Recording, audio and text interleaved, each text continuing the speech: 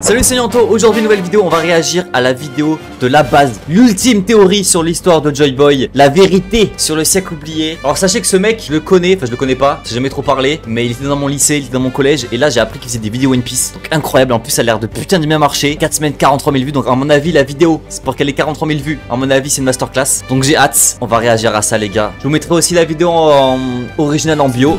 Voilà les gars, bon visionnage, hein. C'est parti, hein. Abonnez-vous. Joy Boy, là. ジョイボーイというのは空白の100年に実在した地上の Ok, déjà c'est Kali mec hein. C'est Kali hein. Des petits bruitages et tout, petites scènes. Non, je sens que la vidéo va être trop bien les gars. Je sens que la vidéo va être trop bien. 800年前の人ね。いずれ必ずジョイボーイに変わって約束を果たしに来る者が現れる。じゃから我々はその Petit montage en bien là. いつの日か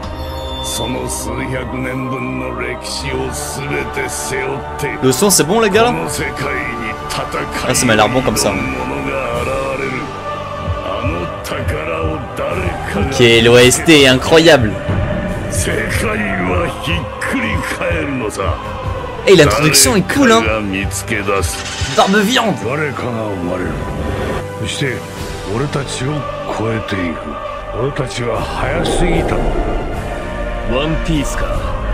Ah là là, c'est pas Windbreaker hein. C'est pas Windbreaker hein. Il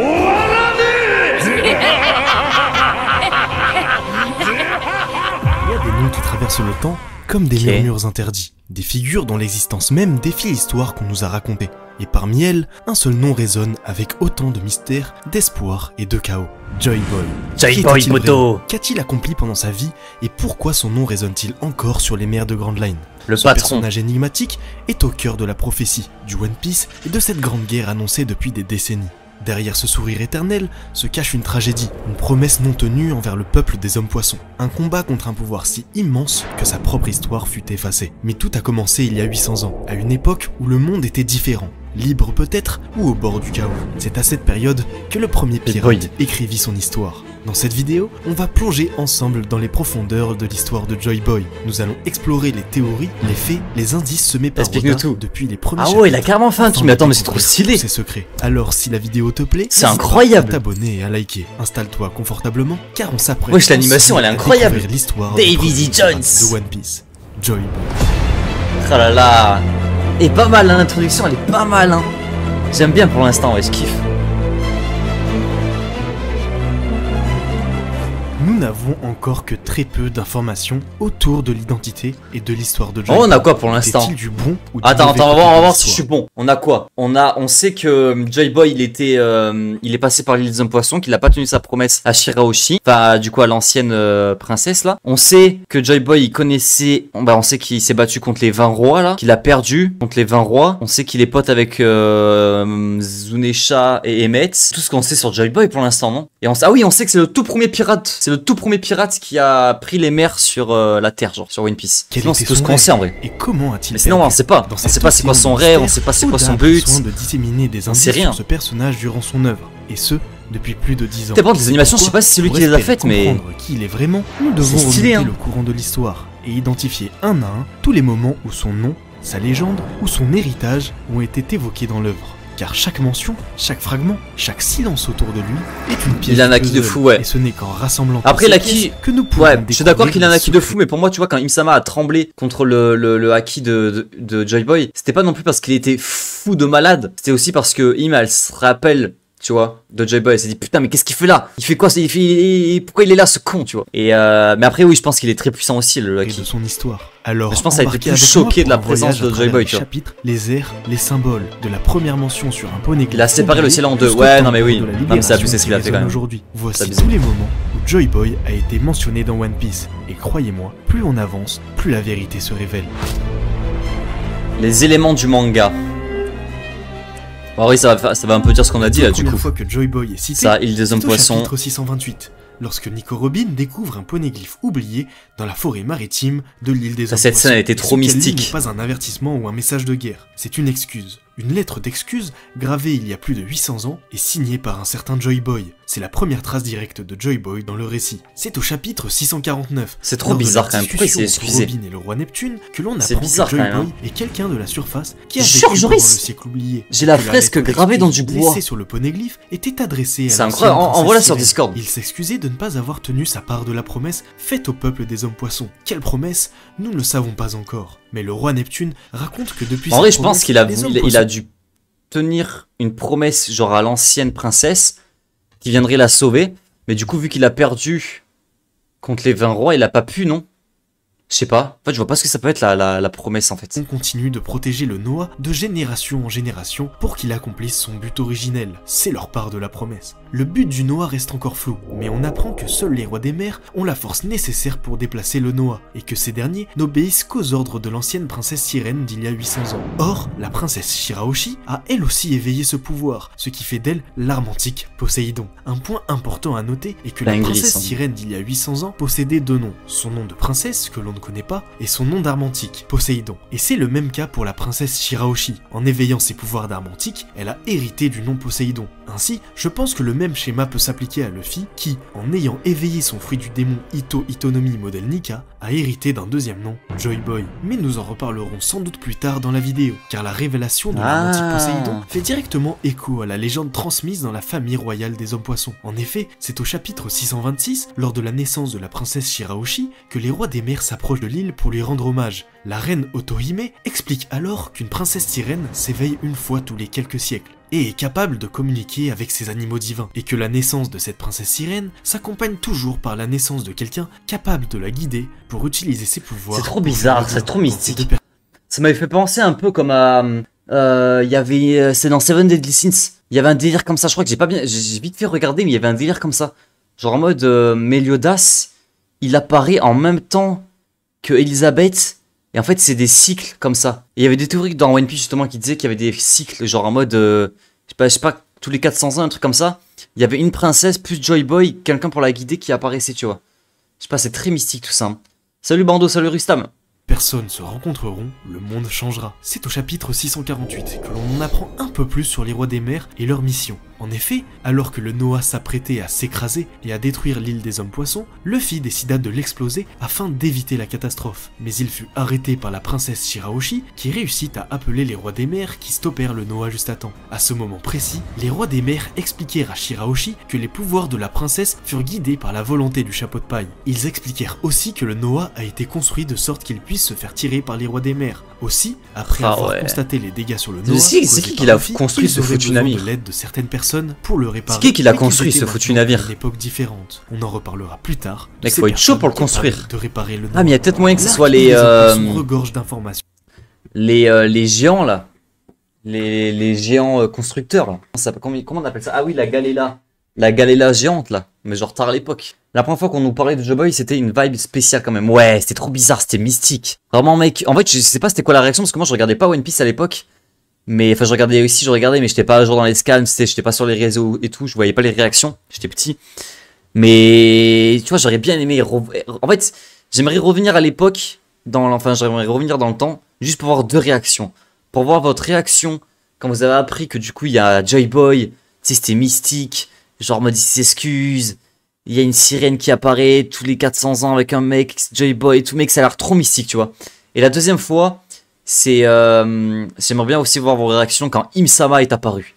Genre quand Im-sama est apparu et qu'on a vu le gros chapeau de paille dans Maréjoise, mec, j'aimerais trop savoir qu'est-ce que ça disait, par exemple, c'est sur Twitter, sur YouTube et tout dans les vidéos, qu'est-ce qui se disait, frère, parce qu'un chapeau de paille, même aujourd'hui en 2025, je n'arrive toujours pas à comprendre pourquoi Oda a foutu un gros chapeau de paille. Pour moi c'est incohérent. Je suis désolé, c'est incohérent. Il peut pas avoir deux chapeaux de paille dans le monde One Piece, ça veut dire que quoi? Ça veut dire que là, le chapeau de Roger, de Shanks, de Luffy, c'est un fake. Genre, c'est un faux chapeau. C'est un chapeau, mec, c'est pas possible.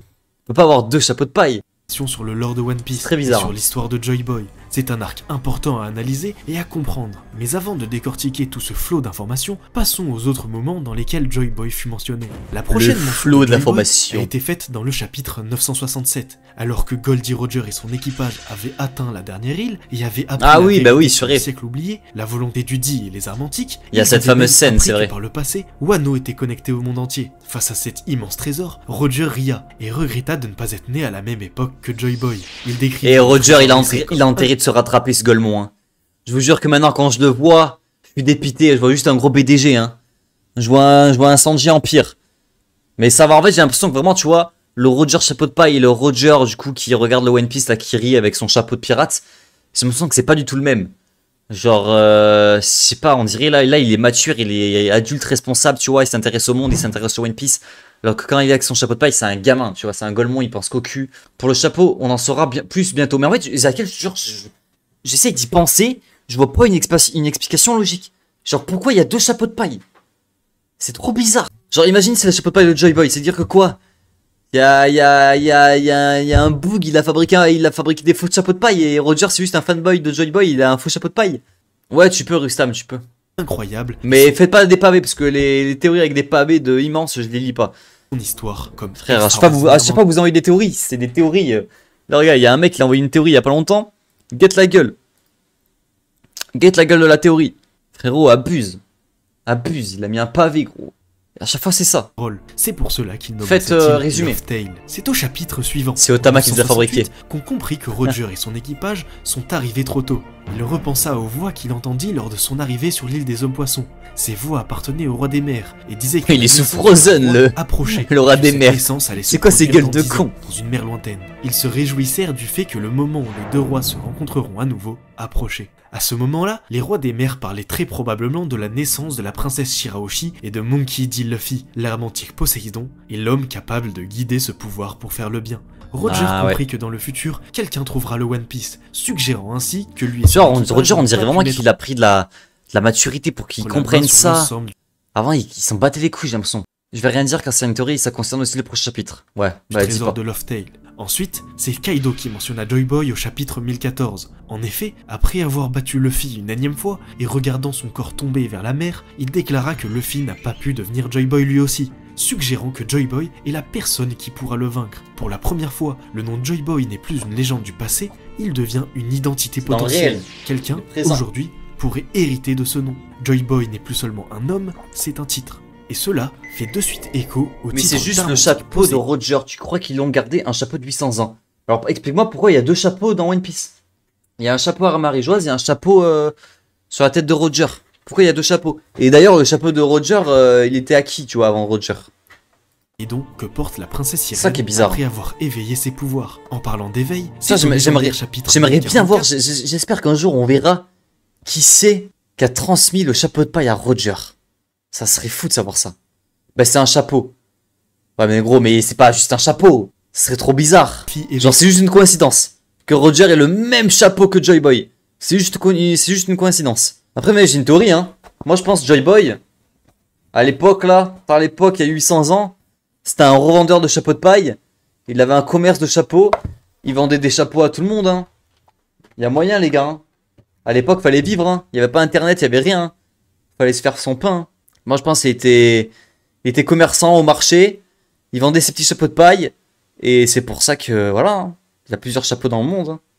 Salut Oki. Le problème c'est que si tu veux voir celui qui a donné le chapeau à Roger, faut aussi remonter encore avant et ça n'en finit plus. Bah ouais, c'est ce que je me dis Joris, mais après je me dis, en vrai on s'en bat les couilles après. Genre faut juste voir qui c'est qui a donné le chapeau de paille à Roger, et à celui qui a donné le chapeau de paille à... Ouais, c'est vrai. En fait, faudrait que... Non, la meilleure explication, faudrait voir Joy Boy à l'époque qui fabrique le chapeau de paille, comme ça on sait d'où il vient, et après on voit qui c'est qui a donné, et on nous explique comment il a été transmis, et après on voit le mec qui transmet à Roger. Comme ça fait une boucle et c'est bien. Salut Yanis. Ils sont fruits du démon Ito Itonomi Bonel-Nika et prend l'apparence d'un dieu soleil dont le cœur résonne au rythme des tambours. Je pense que Roger l'a trouvé quelque part. La joie permet de redonner il l'a trouvé dans son cul ou quoi le chapeau de paille. Zumecha entend les tambours de la libération et annonce Joy Boy est de retour. prouvant que l'éveil de ce fruit du démon permet à son possesseur d'hériter du nom de Joy Boy. Le Gorosei révèle alors la vérité sur le fruit de Luffy. Ce n'est pas le Gomu Gomu no Mi, mais le Ito Ito no Mi, le dieu du soleil, le libérateur, celui dont le rire fait tomber les chaînes. Ça aussi je me rappelle.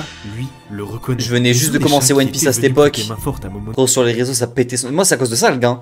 C'est depuis ce chapitre que je me suis vraiment mis à jour dans One Piece.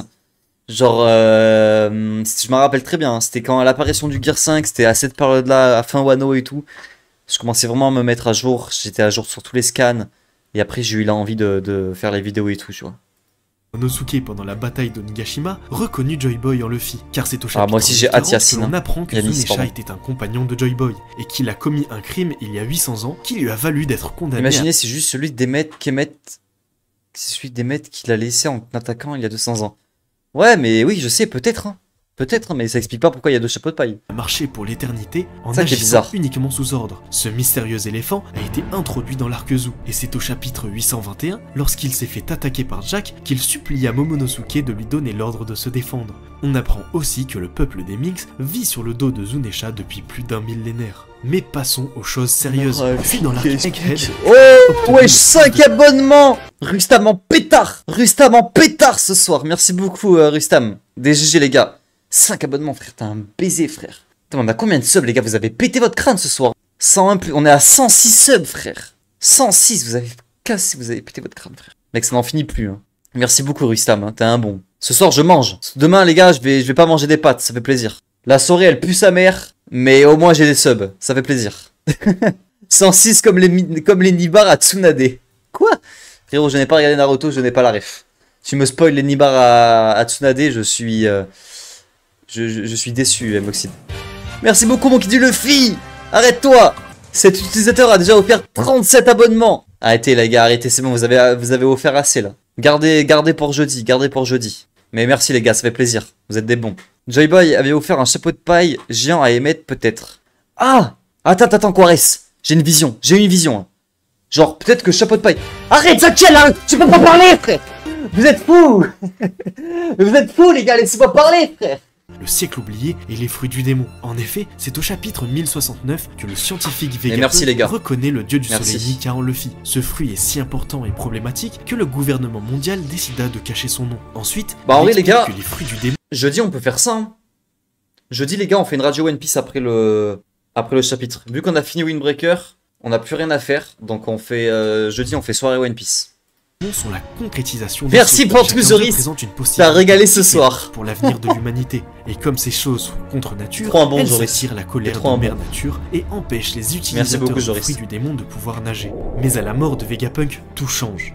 Le vent souffle, des vagues s'écrasent, un Denden Mushi se met à vibrer, puis une voix calme, solennelle et inébranlable, s'élève. La retransmission de Vegapunk commence, le monde entier est prêt à entendre la vérité. Dès les premières secondes, Vegapunk met carte sur table. Il a commis 2 péchés. D'ailleurs, je me disais pour Vegapunk, le premier, avoir... quand il disait ouais, parmi vous, il y a... et que ça a coupé.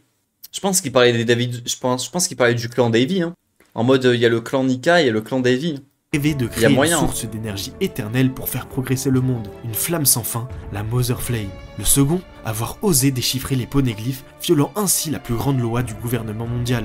Vegapunk annonce un cataclysme planétaire. Dans les jours suivant sa mort, un séisme planétaire secoua le globe. La vidéo est vraiment bien faite. Hein. De 1 mètre, submergeant des plages, des villes et des îles entières. Je sais pas si c'est lui qui a fait tout ça là, mais... Mother Flame, ce feu sacré qu'il a créé pour offrir au monde une énergie gratuite et stylé, éternelle, a été volé. 2 semaines plus tard, Lulusia est effacée de la carte, et les premiers séismes globaux apparaissent. Les armes qui ont englouti le monde il y a 800 ans sont toujours là, et elles se sont réveillées. Vegapunk entre alors dans le... Non, en vrai, de vrai, les gars, ça m'a... En fait, je sais pas s'il a pris ses vidéos de quelque part, tu vois. Mais si c'est vraiment tout lui qui a fait les animations et tout, frère, il est trop chaud. À 900 et 800 ans, un siècle entier a disparu. Il y a les bruitages et tout. Oublié. Toutes ces traces ont été effacées par les fondateurs du gouvernement mondial. Seuls les poneglyphes, pierres indestructibles, racontent ce qu'il s'est vraiment passé. Et dans cette histoire, un nom... La vidéo est mieux faite que Windbreaker. Un homme au corps élastique, un combattant au sourire inébranlable. Le tout premier pirate, son nom était Joy Boy. Joy Boy était l'ennemi de l'Alliance des 20 Royaumes, l'ancêtre direct du gouvernement mondial. C'était un conflit entre 2 deux idéologies opposées.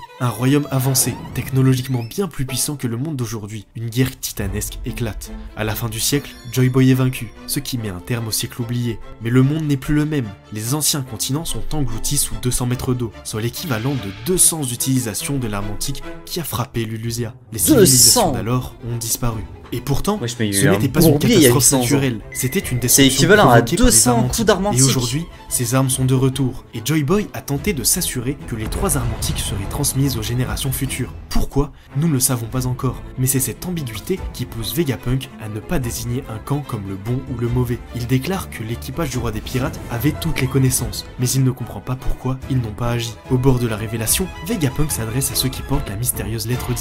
Mais même si le message est coupé, l'intention est claire.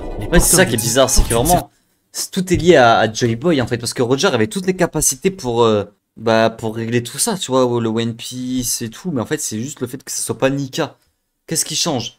Pourquoi faut être Joy Boy en fait pour libérer le monde? Mec, c'est trop bizarre. Hein. Certaines volontés transmises de génération. Il y a des trucs vraiment dans One Piece, je me demande, mais comment Oda va faire pour tout expliquer hein. Ce que Joy Boy avait commencé. L'histoire, écrit-il, est toujours racontée par les vainqueurs, mais la vérité enterrée, noyée, remonte peu à peu à la surface. Le destin de l'humanité repose sur celui qui trouvera le One Piece. Dans ce discours, on apprend que le professeur Clover était un D, Cloudy Clover, et à la fin, l'équipage de Luffy est sauvé grâce à Emmett, un ancien compagnon de Joy Boy, qui s'est réveillé grâce au tambour de la libération et qui a reconnu Joy Boy en Luffy. Et c'est en défaisant le nœud en lui et libérant le Haki des rois de Joy Boy qu'il put renvoyer le Gorosei à Marijoa. Nous apprenons aussi que ce géant de fer avait tenté d'attaquer la Terre Sainte il y a 200 ans en vain. Mais tout ce que nous avons vu c'est stylé les images là. Des indices éparpillés, des murmures laissés par le temps. Joy Boy a engravé sur la pierre, effacé des livres, mais jamais du destin. Je crois que c'est lui les gars. Je crois que c'est lui qui a fait l'animation. Stylé hein. Auteur d'un rêve que le monde n'a pas encore compris. Et maintenant, l'heure est venue de basculer de l'histoire aux hypothèses, des faits aux révélations. Nous entrons dans la théorie. Mec, il a investi dans la vidéo. Invisible, éclaire les zones d'ombre et ose questionner. Oui, il a un potentiel de fou, je le sens. Mythologie, mystère et rêve. Je le sens, il a un potentiel. Je vais vous emmener dans les profondeurs. On enquête sur un tueur en série. La véritable histoire de Joy Boy. C'est ça votre problème. Vraiment, ce qu'il représentait et pourquoi encore aujourd'hui son héritage. J'avoue, là on dirait c'est un tueur d'enquête. Wesh. Ah ouais, ça pète hein. Joy Boy. Ah, il me fait peur, frère. On dirait c'est un tueur en série, vraiment. Chapitre 1138. Koda nous présentait le Halley, un vieux livre dont les textes ont inspiré la plupart des légendes d'Elbaf. L'histoire de ce livre est divisée en 3 mondes. Et selon les dires de Saoro, le 3e monde serait le monde actuel. Ce qui est donc raconté dans le 3e monde est donc sur le point de se produire. Ah ouais, non, c'est stylé les gars. Ces 3 mondes sont illustrés sur il met des flashs et tout pour montrer. Cette fresque a semble-t-il été réalisée par des anciens d'Elbaf pendant le siècle oublié. Elle est bien faite, la fresque raconte l'histoire des 3 mondes. Et ce qui nous frappe sur cette fresque, c'est que plusieurs races sont représentées. Et d'après Ripley, les différentes races du monde de One Piece se sont fait la guerre plusieurs fois, mais ne se sont jamais alliées.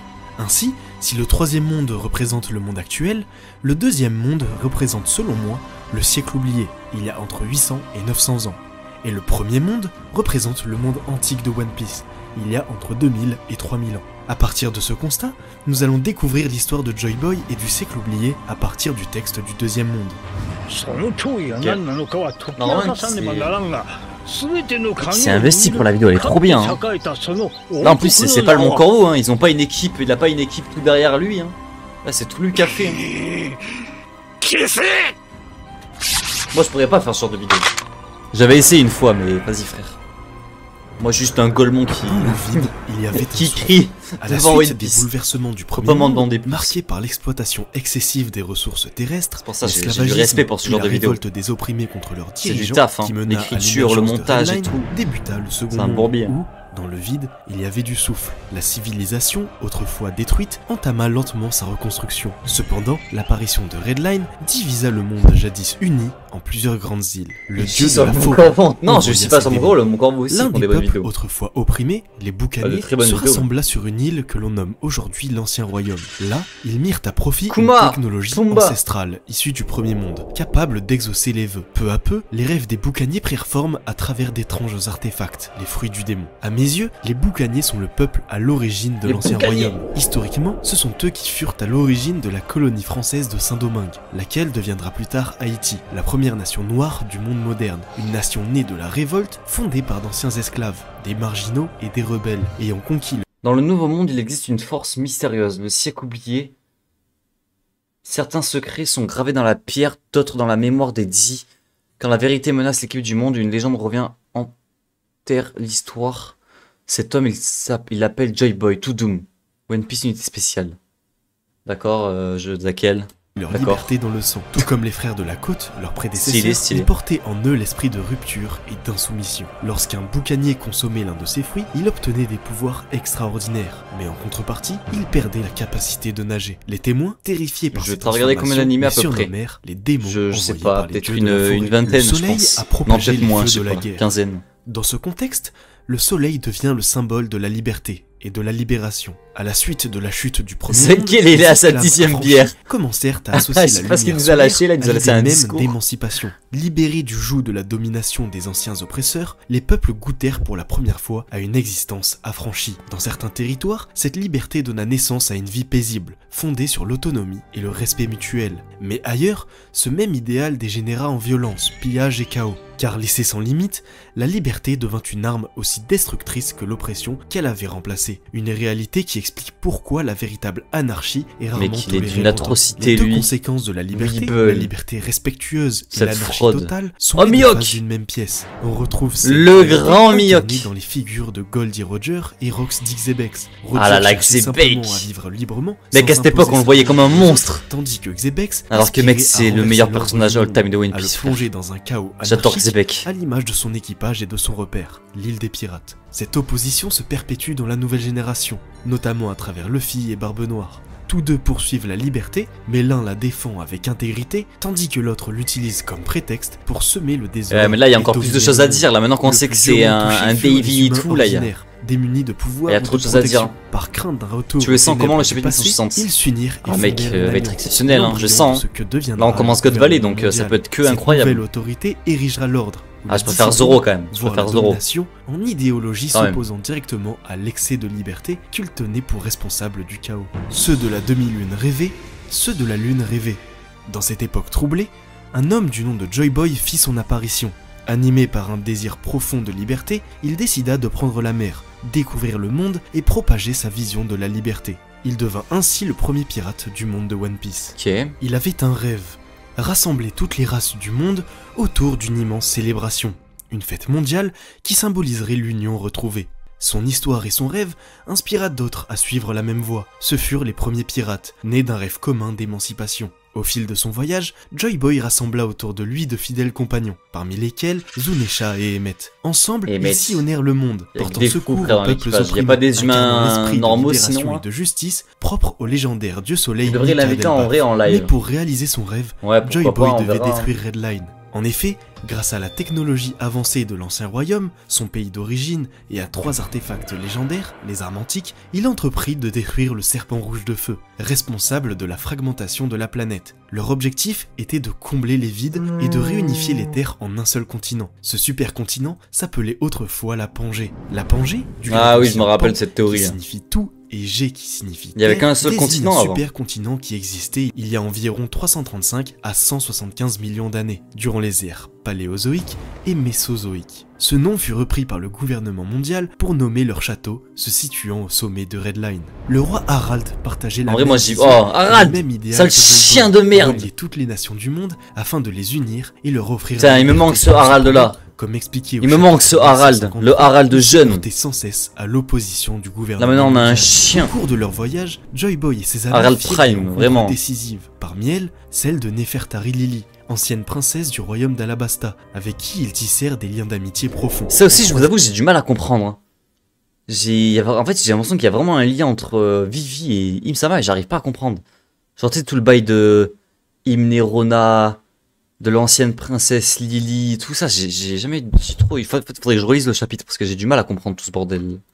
Ils également la route de l'ancienne princesse de l'île des hommes poissons. Elle Une m'endort, la figure vidéo. dotée du pouvoir de contrôler les créatures marines. Mais non, mais non, connue mais sous non. le nom de Poséidon. Eh non, attends, Au attends. sommet de Redline, ils découvrirent les Lunariens, un peuple ancien, autrefois à l'origine du système esclavagiste du premier monde. Après la grande révolte menée par les opprimés, les survivants lunariens se réfugièrent au sommet du serpent rouge de feu. Cherchant à échapper à la chute de leur domination. Leur périple les mena à travers de nombreuses îles, dont Zu, perché sur le dos de l'antique éléphant Zunesha, ainsi que le pays des samouraïs, Wano Kuni. Joy Boy y tissa des liens d'amitié avec Zunesha, le peuple des Minks et l'ancien shogun de Wano. C'est dans ce royaume, appelé le pays du soleil levant, que Joy Boy apprit l'art de graver sur une pierre indestructible, connue aujourd'hui sous le nom de poneglyphe. Son voyage le conduisit ensuite à Elbaf, terre des géants, où il fit la rencontre. Les continents immenses, Vegapunk l'a confirmé dans son discours avant la montée des eaux.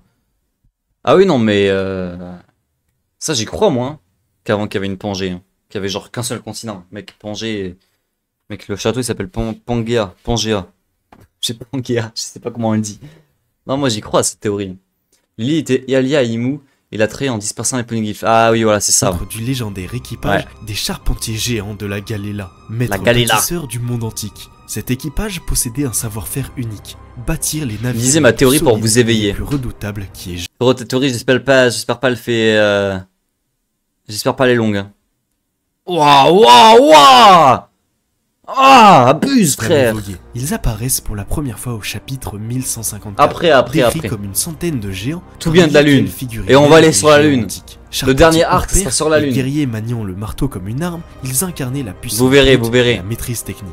Un jour, ils prirent. Il faut un arc sur la lune, ça serait légendaire, les gars. Capturés par un mystérieux adversaire. Il est également révélé, dans ce même chapitre, qu'une armée de géants repose quelque part, figée dans la glace. Galet signifie galère en anglais. C'est galère de navire conçu principalement pour la galère propulser à la rame. Comment ça la galère ça veut dire par Oz en anglais, comme le nom du géant antique de l'arc Thriller Bark. Autrefois, Oz aurait fondé un royaume en rassemblant plusieurs îles sous sa bannière. Chef d'une nation du Nord, il y regroupait tous les bandits capturés. Sa réputation s'était bâtie sur des campagnes de dévastation de territoires et de mers, guidées uniquement par une insatiable soif de sang. Il aurait vécu il y a plus de 500 ans, il serait le seul à avoir porté le surnom de démon. Robin le désigne aussi sous le titre de Oz, le démon des terres légendaire de Kunihiki. On raconte qu'il mourut dans le pays des glaces. Chopper avance l'hypothèse qu'il aurait succombé au froid extrême de cette région. Depuis, vas-y, pas de soucis, Zakiel. Merci encore pour ce soir. Et puis, les galères furent utilisées pour la guerre, le commerce et la piraterie, principalement dans les mers entourant l'Europe. Apparues dans le monde méditerranéen durant l'Antiquité, elles ont existé sous diverses formes, jusqu'au début du 19e siècle. Ainsi, je pense que Oz faisait initialement partie du groupe de la Galela, mais il décida de les quitter durant leur voyage à travers les mers. Lors de sa rencontre avec ce groupe de géants, Joy Boy leur demanda de construire 2 navires légendaires. Le premier, le Noah, qui avait pour mission de transporter les hommes poissons jusqu'à la surface après la destruction de la garde, et donc de l'arbre d'Ève, vital à la survie de leur île. Le second, Pluton, un redoutable navire de guerre capable non seulement de rayer des îles entières de la carte, mais surtout de détruire Redline elle-même. Sur la fresque de Halley, on peut distinguer un navire à rame lançant un bras vers un arbre qui semble être l'arbre d'Ève. Ce navire, une galère, représente l'arme antique Pluton. Ce navire possède une particularité essentielle. Il nécessite des rames pour fonctionner. Oz en anglais. Ainsi, je pense que seuls les géants antiques sont capables de contrôler Pluton. C'est pourquoi le gouvernement mondial cherche désespérément à prendre le contrôle d'Elbaf. Attends, c'est pas bête ça, hein. C'est pas bête, hein. Pourquoi ils veulent avoir les géants d'Elbaf? Pour pouvoir contrôler Pluton, parce que seuls les géants peuvent contrôler le bateau, parce que c'est des immenses... palmes, j'en sais rien moi. Tu découvres des mots.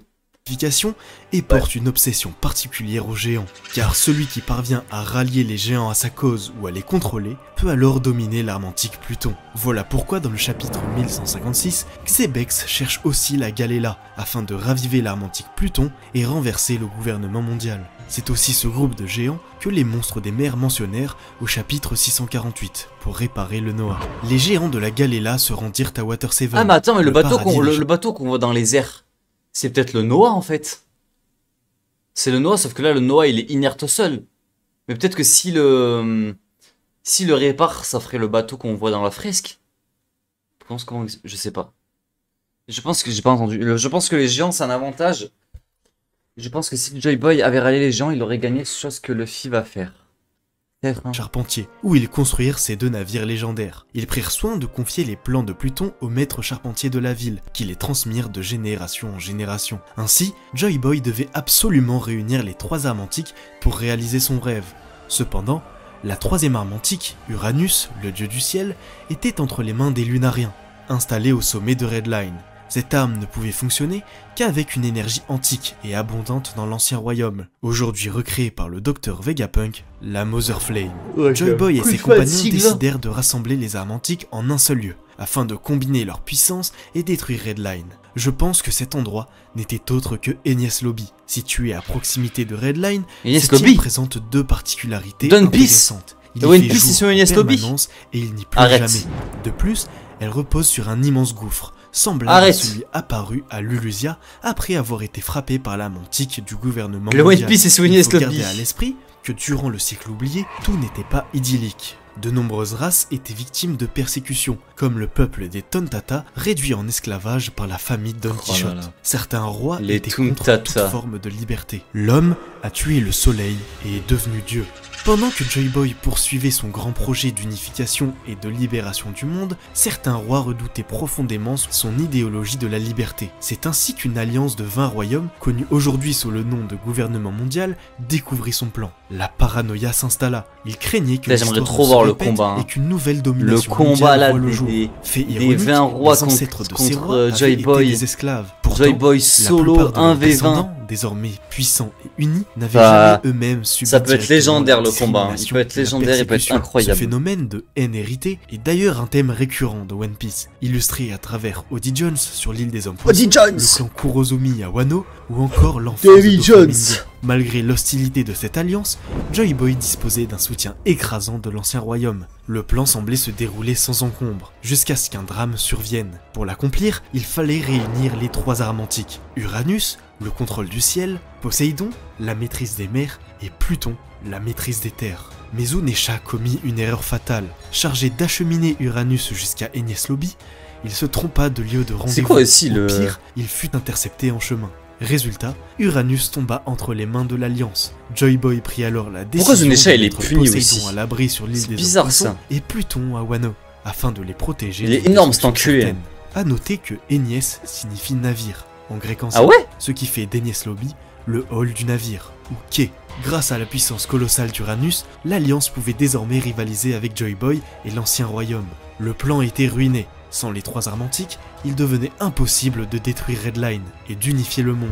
Joy Boy présente... Oh mais frère. Oh gros, j'ai un coup de fatigue, qu'est-ce qui me prend là?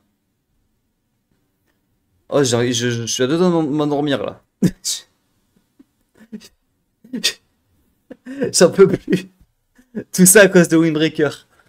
Ah gros, c'était terrifiant. Alors ses excuses à tous pour avoir rompu sa promesse et repoussa son rêve à un futur lointain. Il grava alors son histoire sur les poneglyphes laissés dans l'ancien royaume et prit soin d'assurer la préservation des armes antiques. Un peu frère, je fais que bailler. Mais oublié, il ajouta le Di à son nom. Ainsi naquit la volonté du Di, non pas un héritage de sang, mais un serment destiné à être transmis au fil des générations. Convaincu que dans 800 sale vieux. Oh, je suis vieux frérot, il est 23h. Retour de ce moment tant là j'en peux plus, je fais que bailler. Dans sa lettre d'excuse à l'ancienne la volonté de Didier, ah oui je me rappelle de cette théorie. Avec son fidèle compagnon. Vous verrez les gars, Joy Boy, il s'appellera Didier. Et en fait, bah voilà, tous ceux qui ont la lettre D, ils portent la volonté de Didier. Et voilà, hein. La volonté de Davy Jones. Mais ouais, mais en fait, moi j'y croyais à cette théorie, Joris. Mais maintenant qu'on sait que Davy Jones, c'est genre l'antagoniste. Enfin, genre, c'est pas l'antagoniste, mais. En fait, pourquoi Xebec il serait au courant sinon, tu vois? Que le dit dans son. Et pourquoi? Ah oui, aussi. Non, c'est pas ça. C'est surtout pourquoi Davy John, il a le dit dans son prénom. Genre David D. Jones. Si, il peut pas avoir sa propre volonté dans son prénom, vu que c'est déjà Davy Jones. Mais en vrai, moi j'y crois à cette théorie, j'y croyais, hein. La volonté de Davy Jones. Enfin, Joy Boy choisit d'affronter l'alliance des 20 rois, conscient qu'il allait perdre. Il savait que c'est dans sa mort que naîtrait la chance pour un futur Joy Boy d'accomplir son rêve. Cette fraude de Cette con. philosophie, comment il s'appelle déjà? Patiemment son heure et accepter sa destinée est au cœur de son héritage. C'est elle qui permet de sourire face à la mort.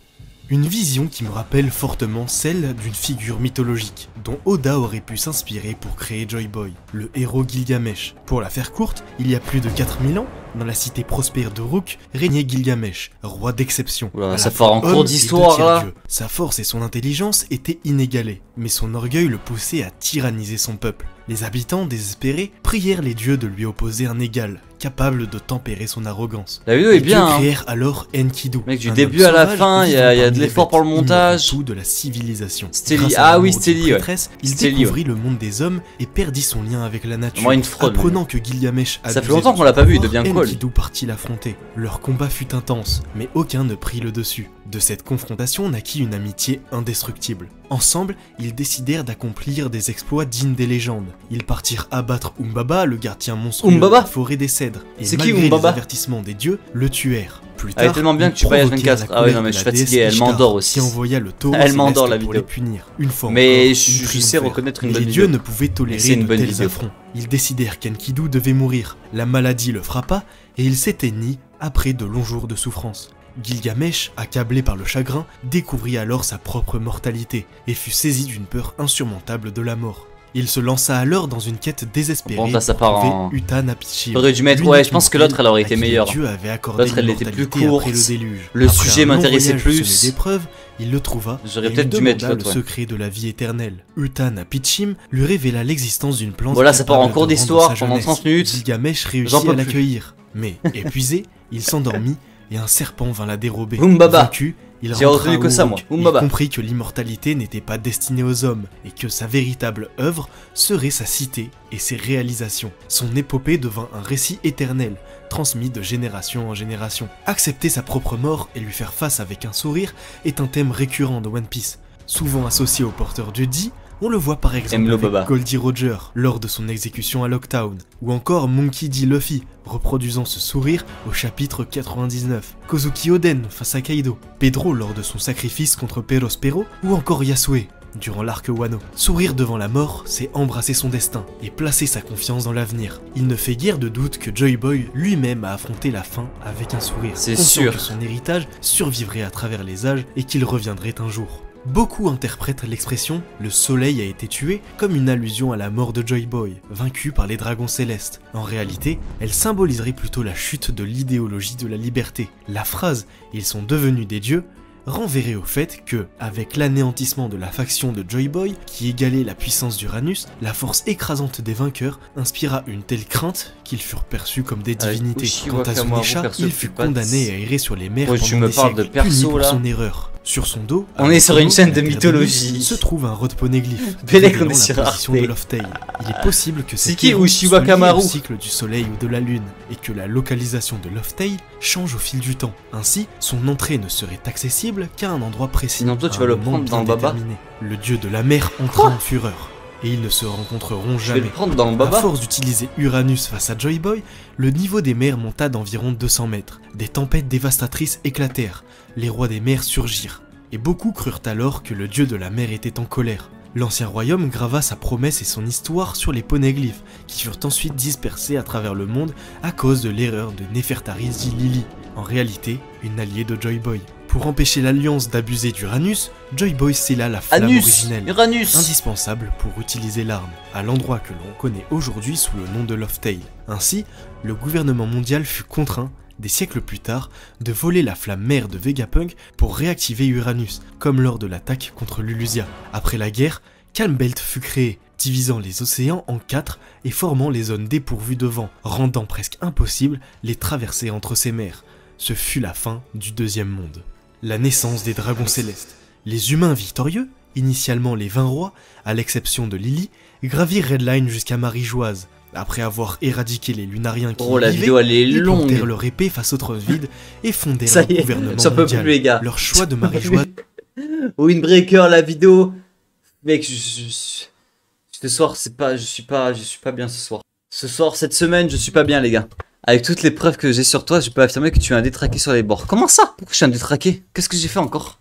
Était stratégique. Ils connaissaient la véritable origine du déluge. À ce moment dans l'opening, les 5 doyens affirmèrent même qu'avec le vol de la flamme mère, la longue guerre touchait enfin à sa fin. Leur objectif ultime est d'activer Uranus pour accélérer le déluge et anéantir les races restantes. C'est pour cela qu'ils ont tenu de plonger. Cependant, à cause des actions de Joy Boy, notamment la création de Calm Belt Les poneglyphes. Vous pensez, ils ont un bocal sur la tête juste pour le flow et pour pas pouvoir respirer le même air que les humains, tu vois, que les insectes?